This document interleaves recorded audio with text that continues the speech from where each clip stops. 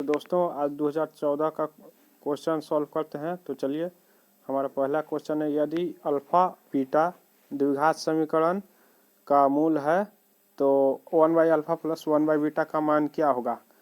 तो 1/α प्लस 1/बीटा का short trick मैंने एक बताया है, -b/c। तो देखिए समीकरण है x² माइनस 3x प्लस 5। तो देखिए -b/c इसका शॉर्ट ट्रिक, तो माइनस b का मान हो जाएगा -3, क्योंकि x का पहले क्या है -3 है, तो वही b का मान हो जाएगा। तो माइनस माइनस +3 हो जाएगा, तो -b/c। c का मान है 5, यानी इसका आंसर हो जाएगा 3/5। Option A is right answer. तो चलिए, हमारा सेकंड क्वेश्चन है, द्विघात बहुपद x² प्लस 3x प्लस 2 इसका शून्य क्या होगा। तो देखिए 1x² प्लस, जब भी आपको x² plus alpha plus beta into x plus alpha into beta, तो देखिए x² plus alpha plus beta into x plus alpha into beta, इसका शॉर्ट ट्रिक होता है x plus alpha into x plus beta. तो देखिए यहाँ alpha अगर 2 मान लेते हैं और बीटा 1, तो इक्वेशन जो है इसी फॉर्म में बैठ जा रहा है। तो जब भी आपको इस फॉर्म में क्वेश्चन दिखे तो इसका जगह आप x plus alpha into x plus beta लिख सकते हैं। तो जो क्वेश्चन है x² माइनस 3x प्लस 5, इसके जगह पर x plus 2 into x plus 1 हम लिख सकते हैं। तो इसका शून्यक हो जाएगा जो x प्लस 2, एक मिनट,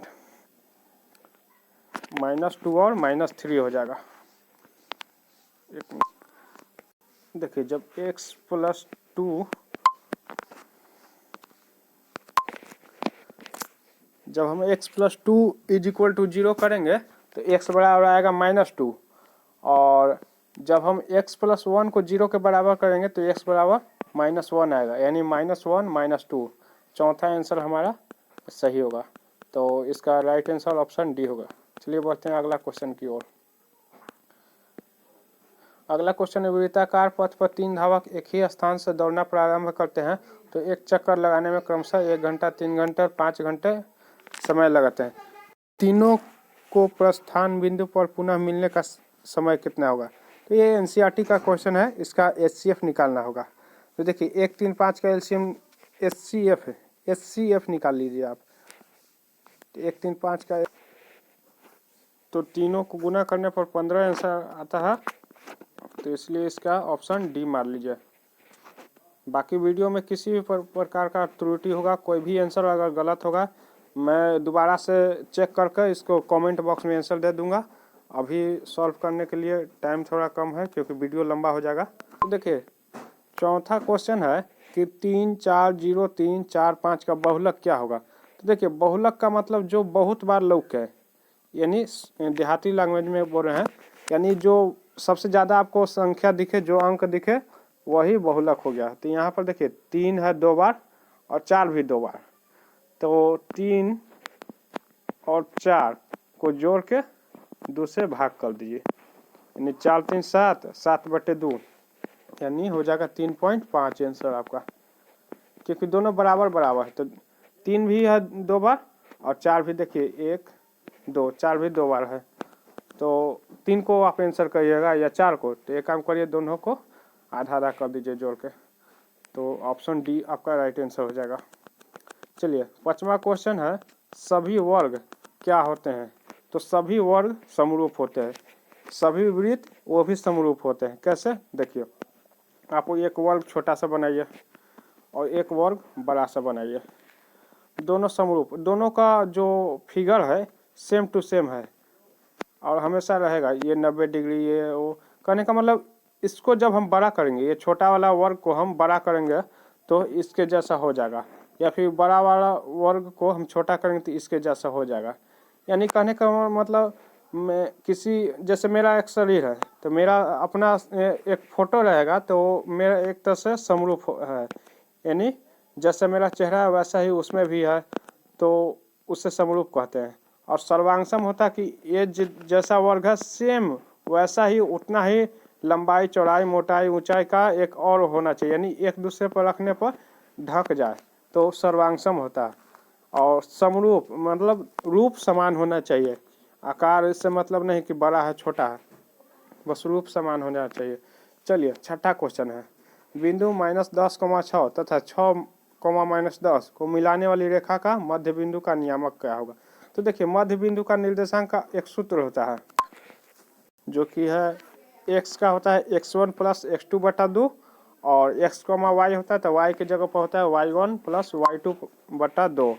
यानी कहने का मतलब -10, देखिए x यानी आप x1 यानी -10 + x2 यानी 6 दोनों को जोड़कर 2 से भाग करिएगा तो -2 आंसर आएगा। और जब आप y1 यानी 6 + y2 यानी -10 दोनों को जोड़कर 2 से भाग करिएगा तो फिर भी आपका -2 आंसर आएगा, यानी आंसर -2, -2 होगा। तो देखिए चौथा ऑप्शन होगा, यहाँ पर ऑप्शन में टाइपिंग मिस्टेक है, 2,2 है, -2, -2 होगा। ठीक, तो चलिए बढ़ते हैं अगला क्वेश्चन की ओर। देखिए 7वां क्वेश्चन है कि किसी वृत्त की त्रिज्या तिगुनी कर दिया जाए तो नए और पुराने वृत्त की परिधि का अनुपात, यानी पहले नया है तो पहले नया वृत्त की परिधि और बाद में पुराना है तो यानी बाद में पुराना वृत्त का परिधि, और दोनों को निकाल के भागा कर देना है। तो देखिए पुराना वृत्त का नीचे लिखना है, यानी पुराना जैसे था कि 2πr वृत्त का परिधि होता तो 2πr नीचे लिख दिए, और नया वृत्त की परिधि 2π r की जगह बस 3r कर देना, तिगुनी कर दिया यानी 3 से गुना कर दिए तो r की जगह 3r। अब इसको अनुपात यानी काट कूट देना है, तो देखिए 2π से 2π कट गया, r से r कट गया, एक मिनट, देखिए 2π से 2π कट गया, r से r कट गया, यानी ऊपर बच गया 3 और नीचे बच गया 1 और बीच में बटा, यानी इसी को 3:1 कहा जाता है। तो यानी ऑप्शन बी हमारा राइट आंसर हो जाएगा। चलिए आगे क्वेश्चन की ओर बढ़ते हैं। अगला क्वेश्चन है, किसी घटना की प्रायिकता नहीं हो सकती। तो देखिए प्रायिकता हमेशा 0 से 1 के बीच में होती है। तो देखिए 0.2 यानी 0 से कुछ बड़ा लेकिन 1 से छोटा। तो देखिए 0 से तो बड़ा है ना, तो ये हमारा आंसर नहीं होगा, ये आंसर नहीं होगा। देखिए 0.1 तो यानी ये भी 0 से कुछ बड़ा है, ये भी आंसर नहीं होगा। ठीक, क्योंकि 0-1 के बीच में है और 0-1 के बीच में है तो प्रायिकता होती है। 0 से 1 तक यानी 1 है, ये भी प्रायिकता 1 मिनट होगी। तो आंसर कौन नहीं होगा, तो आंसर हमारा -7 नहीं होगा। तो इस प्रश्न का राइट आंसर -7, क्योंकि ये होता है, ये भी होता है, ये भी होता है। क्वेश्चन में पूछ रहे कौन नहीं होता है, ध्यान से पढ़िए, तो कौन नहीं होता है तो ऑप्शन सी हमारा राइट आंसर हो जाएगा। चलिए 9वां क्वेश्चन, √3 sec थीटा बराबर 2 तो थीटा का मान। तो देखिए यहाँ से पहले sec थीटा का मान निकालिए। तो देखिए √3 sec थीटा बराबर 2, तो इससे हम इस तरह से भी लिख सकते हैं, √3 गुना sec थीटा बराबर 2, क्योंकि बीच में कुछ नहीं तो गुना है। और यहाँ से sec थीटा का मान निकालेंगे तो 2 बराबर के दाहिने तरफ है, तो बराबर के दाहिने तरफ यहाँ पर लिखा गया है। लेकिन √3 जो है बराबर के बायां साइड है। देखिए √3 बराबर के, तो √3 जो है बराबर के बायां साइड है, लेकिन जब बराबर के दाहिने साइड जाएगा, देखिए बराबर के दाहिने साइड गया तो यहाँ पर sec थीटा के साथ गुना में था, तो जब बराबर के दाहिने साइड जाएगा तो भागा में हो जाएगा। ठीक, तो sec थीटा का मान होगा 2/√3। तो हम जानते हैं कि sec 30 डिग्री का मान 2/√3 होता है। तो देखिए इस ये और ये इन दोनों को तुलना करिए तो sec मिल गया 2/√3 और 2/√3 दोनों मिल गया। ठीक, और इसमें बराबर है, बराबर इसमें भी बराबर, ये भी मिल गया। यानी कहने का मतलब इन दोनों में बचा क्या है, थीटा और इसमें 30 डिग्री, यानी कहने का मतलब थीटा का मान 30 डिग्री होगा, क्योंकि sec थीटा बाद sec 30 डिग्री का मान 2/√3 होता है, इसलिए थीटा का मान 30 डिग्री। अब समझ गए होंगे। तो यहाँ पर आंसर होगा ऑप्शन बी। चलिए लास्ट क्वेश्चन है सेक स्क्वायर ए अपॉन 1 प्लस कॉट स्क्वायर ए। तो देखिए सेक स्क्वायर ए अपॉन 1 प्लस कॉट स्क्वायर ए, इसका फॉर्मूला आता है कोसेक स्क्वायर ए। ठीक, तो हमने लिख दिया।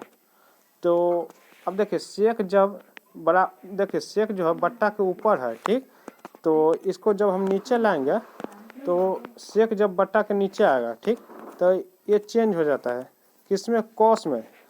कॉस का फॉर्मूला आता है 1/सेक। तो सेक देखिए लाल वाला है, यहाँ पर सेक जो है लाल वाला है और लाल वाला यहाँ पर है, यानी सेक को बट्टा के नीचे लिया तो कॉस स्क्वायर ए हो गया। और देखिए पीला में, पीला रंग से लिखे नीचे कोसेक स्क्वायर है, और कोसेक स्क्वायर है जब बट्टा के ऊपर गया तो साइन स्क्वायर ए हो गया। तो साइन स्क्वायर ए अपॉन कॉस स्क्वायर है, तो इसका फॉर्मूला हो जाता है tan स्क्वायर है, यानी ऑप्शन डी हमारा राइट आंसर हो गया। ठीक, तो इस तरह से हमारा समाप्त हुआ।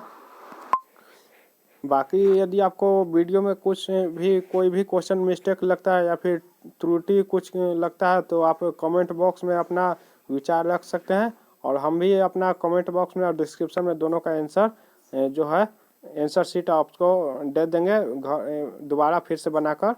और कल हम 2015 का सॉल्यूशन लाएंगे। बाकी आप जुड़े रहिए, सब्सक्राइब कर लीजिए। धन्यवाद।